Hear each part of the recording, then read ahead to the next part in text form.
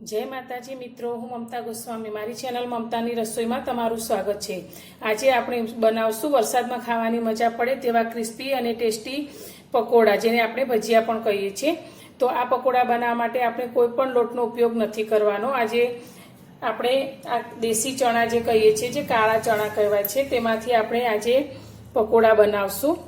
तो अत्यारे पकोड़ा बनाववा माटे मैं 1 वाटकीना माप प्रमाणे चना लीधा छे। तो आ चनाने आपणे 8 થી 10 કલાક માટે પાણીમાં પલાળવાના છે। તો મેં અત્યારે આ રીતે લગભગ 10 કલાક જેવા પાણીમાં પલાળી દીધેલા। તો તમે જોઈ શકો છો 1 વાટકી ચણા આપણા ફૂલીને ડબલ થઈ ગયા છે। તો એકદમ સરસ રીતે આપણા ચણા પલળી ગયા છે। તમે ગરમ પાણીમાં પલાળશો તો તે 3 થી 4 કલાકમાં એકદમ સરસ રીતે પલળી જશે। તો હવે આપણે આ ચણામાંથી પાણી કાઢી લઈશું। આપણે અત્યારે એક મિક્સર જાર લઈ લઈશું અને તેની અંદર આપણે જે ચણા પલાળીને રાખ્યા છે તે એડ કરી દઈશું। હવે આ ચણાની અંદર ફ્લેવર માટે મેં આખા દાણા લીધા છે, 1 ચમચી તે અંદર એડ કરીશું અને સાથે 1 ચમચી નાની આપણે વરિયાળી લીધી છે। તમે જીરાની ફ્લેવર પસંદ હોય તો તમે જીરું પણ એડ કરી શકો છો। હવે આપણે મિક્સરને ચાલુ બંધ કરી અને આ ચણાને સારી રીતે પીસીશું। તો વચ્ચે આપણે ચમચીને ફેરવતા જઈશું અને બિલકુલ પાણીનો ઉપયોગ કર્યા વગર એને પીસવાના છે। પલાળેલા ચણાને આપણે પીસી લીધા છે। તો મિક્સરને ચાલુ બંધ કરી અને વચ્ચે આ રીતે ચમચીથી હલાવતા જઈને આપણે પીસ્યા છે। તો એકદમ દરદરું થાય તે રીતે તમારે પીસવાનું છે। તો તમે જોઈ શકો છો આ રીતે મેં પીસી લીધું છે। તો આ ચણાની અંદર પ્રોટીન ખૂબ જ સારા પ્રમાણમાં હોય છે। તો ખાવા માટે પણ આ પકોડા આપણા એકદમ હેલ્ધી બનશે। તો હવે આને આપણે એક બાઉલની અંદર કાઢી લઈશું। ચણાને આપણે દરદરા પીસી લીધા છે। તો હવે આ પકોડા બનાવવા માટે આપણે બાઇન્ડિંગ માટે ચોખાના લોટનો ઉપયોગ કરવાનો છે। પણ આપણે આગળ જણાવ્યું કે આજે આપણે કોઈ પણ લોટનો ઉપયોગ કર્યા વગર જ આ પકોડા તૈયાર કરીશું। તો તેના માટે આજે આપણે ચોખા લીધા છે। તો ચોખાનો લોટ હોય તો તમે ઉમેરી શકો છો, પણ ના હોય તો તમે ચોખાને 2 કલાક માટે પાણીમાં ધોઈ અને આ રીતે પલાળી રાખી શકો છો। તો મેં આ ચોખાને પલાળેલા તો એકદમ સરસ રીતે પલળી ગયા છે। તો હવે આપણે તે જ મિક્સર આપણે ફરી લઈ લઈશું અને તેની અંદર આપણે આ ચોખાને એડ કરીશું।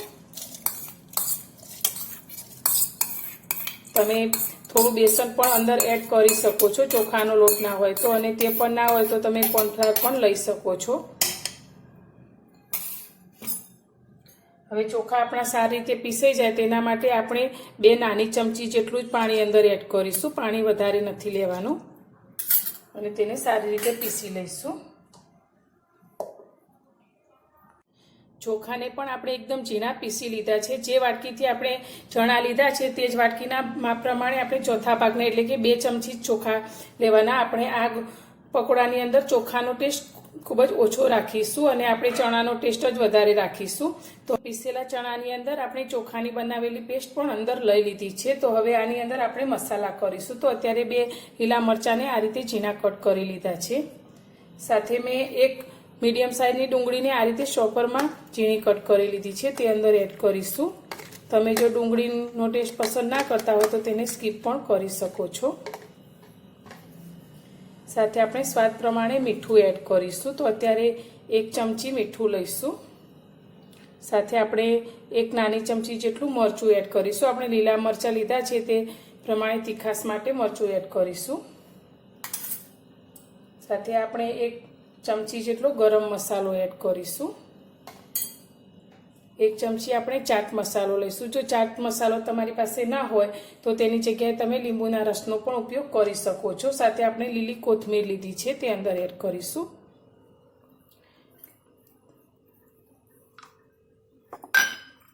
એક ચમચી આપણે તેલ અંદર એડ કરીશું। આનાથી આપણા આ પકોડા એકદમ સરસ ક્રિસ્પી બનશે। આની અંદર આપણે સોડાનો બિલકુલ ઉપયોગ નથી કરવાનો। તો બધી જ વસ્તુને આપણે હાથથી આ રીતે મિક્સ કરી લઈશું।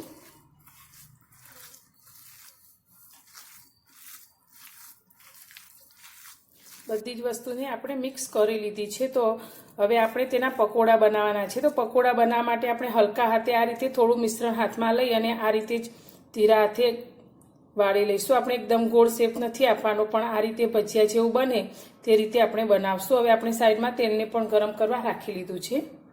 તેલ આપણું ગરમ થઈ ગયું છે. તો તેલ આપણે વધારે ગરમ નથી કરવાનું, મીડિયમ ગરમ રહે તે રીતે જ આપણે તેલને ગરમ કરીશું અને ગેસની ફ્લેમ મીડિયમ રાખી અને આપણે આ પકોડા તળીશું. આ રીતે આપણે એકવાર તેલમાં આવે તે રીતે પકોડા મૂકીશું.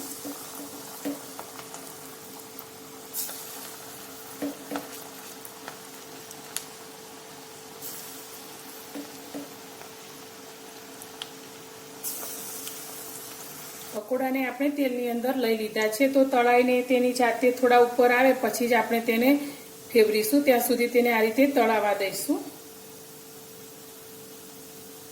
હવે આપણે આ રીતે ચમચીની મદદથી તેને ફેવરીશું. તો એકદમ સરસ ક્રિસ્પી અને ગોલ્ડન બ્રાઉન ના થાય તે રીતે આપણે તેને તળીશું.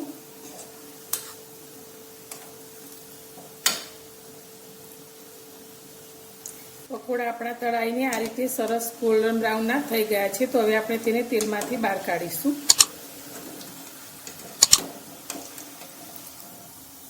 તો તમે જોઈ શકો છો એકદમ ઉપરથી ક્રિસ્પી એવા આપણા આ પકોડા બનીને તૈયાર છે. તો આ જ રીતે આપણે બધા જ પકોડા બનાવીને તૈયાર કરીશું. તૈયાર છે આપણા દેશી કાળા ચણામાંથી બનાવેલા એકદમ પ્રોટીનથી ભરપૂર એવા પકોડા. તો તમે જોઈ શકો છો ઉપરથી એકદમ ક્રિસ્પી આપણા પકોડા બનીને તૈયાર થાય છે અને અંદરથી એકદમ સરસ સોફ્ટ અને ટેસ્ટી. તો આ પકોડા તમે ગરમા ગરમ ચા સાથે અથવા તો આમલીની ચટણી સાથે, કોથમીરની ચટણી સાથે ખાઈ શકો છો. તો આ પકોડા ખૂબ જ ટેસ્ટી લાગે છે. તો તમને મારી આ રેસીપી કેવી લાગી તે મને કોમેન્ટમાં જરૂરથી જણાવજો અને પસંદ આવી હોય તો વિડીયોને લાઇક કરજો, શેર કરજો અને મારી ચેનલ પર નવા છો તો ચેનલને સબસ્ક્રાઈબ કરવાનું બિલકુલ ભૂલતા નહીં. તો ફરી મળીશું એક નવી જ રેસીપી સાથે નવા વિડીયોમાં.